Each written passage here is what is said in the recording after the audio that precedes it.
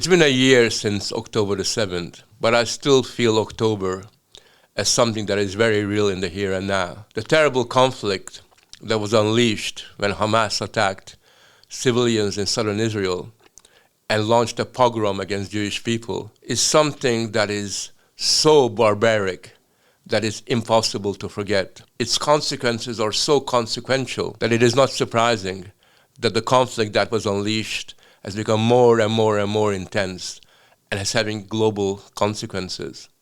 You know, when I look back and see what happened on October the 7th and look at the faces of those Hamas terrorists laughing and smiling as they went about the business of killing people, murdering people, raping people, I feel a visceral sense of hatred, not just for them, but for the people that have accepted their deeds and called it liberation.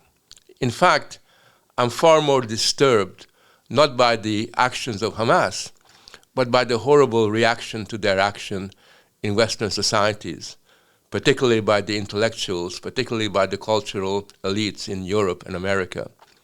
I'm disgusted by the fact that so many of them pretended that it didn't happen, that so many of them said that it's okay for Hamas to do this because they were decolonizing Palestine.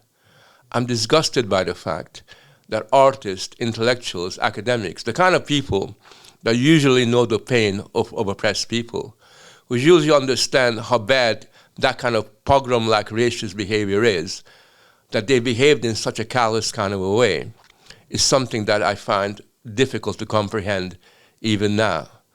I'm really disgusted when human rights organizations and NGOs who continually go on about human rights suddenly came to the conclusion that human rights was not to be something that you could have for the Jews that lived in Israel, that somehow feminists who usually go on about male violence became indifferent to the rape of Israeli women on that day. So the reaction to it for me was far, far more painful than my empathy for the victims of October the 7th, because that told me that the world has changed. And the world has changed because suddenly a new fault line has opened up. And the fault line is really between people who still believe in the values of Western civilization and those people that include everybody from Hamas to the Islamists to the NGOs and the LGBTQ identity groups that have lined up together against Western civilization. That fault and that difference between the two sides is consequential. It's got civilizational consequences. So for me, October 7th is very much a call to action. It's a call to action to defend the right of Israel to exist. It's a call to action to defend Jewish people from the barbaric anti-Semitism that's directed to them. And it's a call to action for us to take our civilization, that of the West, seriously.